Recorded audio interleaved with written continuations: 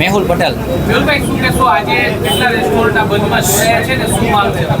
જી, આજે તારીખ 10/7/2024 રોજ ટોટલ રાજકોટના તમામ restaurant, banquet hall, party plot અથવા ખાણીપીણીને લગતા તમામ ધંધાઓ આજે બંધ રહેશે. અને આ એસોસિએશનને બધાએ માન સન્માન આપ્યું તે બદલ ખૂબ ખૂબ આભારી છું એ બધાનો. આ બંધ પાડવા પાછળનું કારણ શું છે? કોર્પોરેશનની શું વિગતો છે તે તેમનો વિરોધ કરી રહ્યા છે? જી, આ બંધ રાખવા પાછળનું કારણ છે કે નાના યુનિટ છે જ્યાં કોઈ આગની શક્યતા નથી. જે 50x50માં જે રેસ્ટોરન્ટ ચાલુ હોય અથવા પાર્ટી પ્લોટ હોય, પાર્ટી પ્લોટમાં તો આજ સુધીમાં ગુજરાતમાં કોઈ એવો કિસ્સો નથી કે પાર્ટી પ્લોટમાં આગ લાગી હોય. તો એને પણ હેરાન કરવામાં આવે છે, બેન્ક્વેટ હોલમાં પણ હેરાન કરવામાં આવે છે. તો આ બધાના ફાયર એનઓસીના મામલે અને બીયુ પરમિશનના મામલે અત્યાર સુધી ચાલતું હતું, અત્યારે કેમ નહીં? એના કારણે આ બધા એક અધિકારીઓ કામ નવું આવ્યા છે અથવા તો એની ઈમાનદારી દેખાડવા કરે છે કે શું છે કંઈ ખબર નથી પડતી. અત્યાર સુધીમાં જે ચાલતું હતું તો એ કોના આધારે ચાલતું હતું? અત્યાર સુધી શું કાયદો નહોતો? મેહુલભાઈ, અત્યાર સુધી કાયદો નહોતો કે હતો તો અત્યારે સુધી શું અધિકારીઓને હપ્તા દેતા હતા હોટલ સંચાલકો કે શું છે? જી, અત્યાર સુધી તો ઠીક છે, પણ અત્યારે જે રેસ્ટોરન્ટ સીલ કર્યા ઠીક છે ને, અત્યાર સુધી ચાલતું હતું એની પાછળનું કારણ અમારે પણ જાણવું છે. જો અત્યારે કાયદો હવે અધિકારીઓને યાદ આવે છે તો હોટલ સંચાલકો હપ્તા દેતા હતા કે એને છૂટ આપતી હતી અત્યાર સુધી? જી, આપની વાત બિલકુલ સાચી છે. અત્યાર સુધીમાં જે કંઈ ચાલતું હતું તે એક અધિકારીઓની ગેરનીતિ હતી.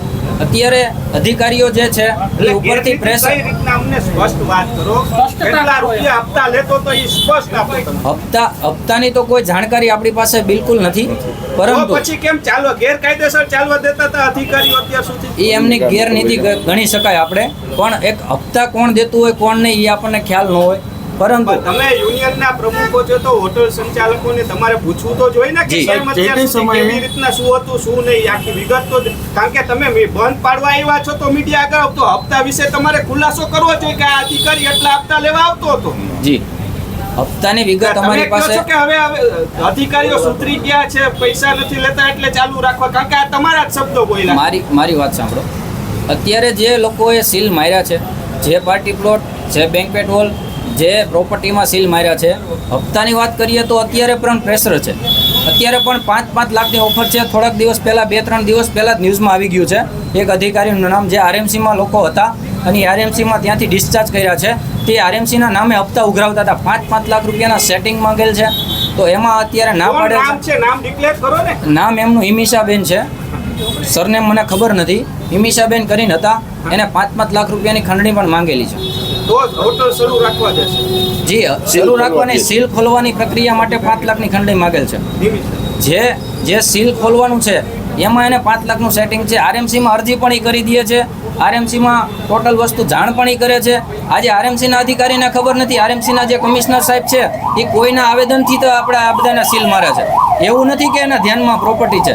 કોઈ નીચેનો એક માણસ છે એને ઇન્ફોર્મેશન કરે છે. જે ઇન્ફોર્મેશન કરે છે એ વ્યક્તિ શું કરે છે શું નહીં એ પણ કમિશનર જોતા નથી.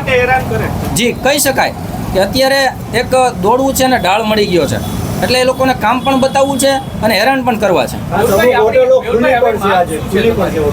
જી, અમે સ્વયંભૂ બંધનું એલાન કરેલ છે સાહેબ. અને જે રૂમને લગતી જે હોટલો છે કદાચ ચાલુ હોઈ શકે. જી, અમે સમજી શકીએ તો એની પાસે બધું લીગલાઈ જશે. હવે મેહુલભાઈ, તમારી માંગ શું છે? તમે બંધ પાડ્યું છે, ગઈકાલે કમિશનરને પણ કેટલાક લોકો તમારામાંથી મળ્યા હતા. માંગ શું છે હવે? જી, અમારી માંગ એ જ છે કે અત્યારે સીલ મારવાની પ્રક્રિયા ટોટલ ધોરણે બંધ કરે, ઇમરજન્સીમાં બંધ કરે. તમારે સીએમને રજૂઆત કરવી હોય તો સીએમને રજૂઆત કરો. આ બધું પ્રેશર સીએમઓમાંથી છે કે ક્યાંથી છે અમને તો ખ્યાલ જ છે. પણ અત્યારે આરએમસીના અધિકારી પાસે અમે જઈએ ત્યારે અમને કમિશનર સાહેબ પોતે 1986નો કાયદો સમજાવે છે. તો 1986નો કાયદો તમે અમને સમજાવો છો તો અમે વાત કરી કે ભાઈ આ બિલ્ડિંગ પણ આરએમસીનું કાયદા મુજબ નથી. તો અમારા ઉપર ઉગ્ર થયા અને અમને એવું કહ્યું કે ભાઈ તમારી આવકની સ્ત્રોત છે, banquet hall, party plot, restaurant વગેરે વગેરે જે કાંઈ છે એ આવકની સ્ત્રોત છે, એટલે ત્યાં કાયદો લાગુ પડે, અહીંયા લાગુ ન પડે. કાંઈ વાંધો નહીં, ત્યાં લાગુ પડે તો અત્યાર સુધીમાં આરએમસીમાં આટલા મોટા કૌભાંડો થયા તો એ આરએમસીમાં આવકનો સ્ત્રોત ન ગણાનો. હમણાં 10 કરોડ રૂપિયા સાહેબની તેજુરીમાંથી નીકળ્યા તો આટલી રકમ લગભગ કોઈ યુનિટવાળા પાસે નથી, ધંધાર્થીઓ પાસે. તો આ આરએમસીનો મોટામાં મોટો સ્ત્રોત તો આરએમસી જ છે. તો એ શું કામ અમને 1986નો કાયદો ભણાવે છે? હવે એટલે માંગ કાયમી બંધ તાત્કાલિક બંધ થવી જોઈએ. પણ આમાં નીતિ નિયમ તમારા બદલો. આમાં કોઈ પણ સંજોગે કોઈ પણ શરતે તમારા રસ્તા કોઈ પણ નીકળે, ત્રીજો રસ્તો એવો કાઢો કે જેથી કરીને ટાઈમ મળે. અત્યારે ફાયર એનઓસી પાછળ એ લોકો પડ્યા છે. શું આગ લાગે તો ફાયર એનઓસી નથી સળગવાની? ફાયર એનઓસી પડી છે તો પણ સળગવાની છે. અત્યારે ઇક્વિપમેન્ટ બધા પાસે છે. ફાયરના ઇક્વિપમેન્ટ બધા રેસ્ટોરન્ટ, બેન્ક્વેટ હોલ પાસે કે પાર્ટી પ્લોટ પાસે આવી ગયા છે. પોતાની સેફટી માટે ને ડરના માર્યા બંને બાજુ આપણે કહી શકીએ લઈ લીધા છે. માત્ર ફાયર એનઓસીના કારણે તમારે સીલ મારી દેવાના 30-50 લાખનો નુકસાની આવે મહિનાભરની, તો એ કઈ રીતે વ્યાજબી છે?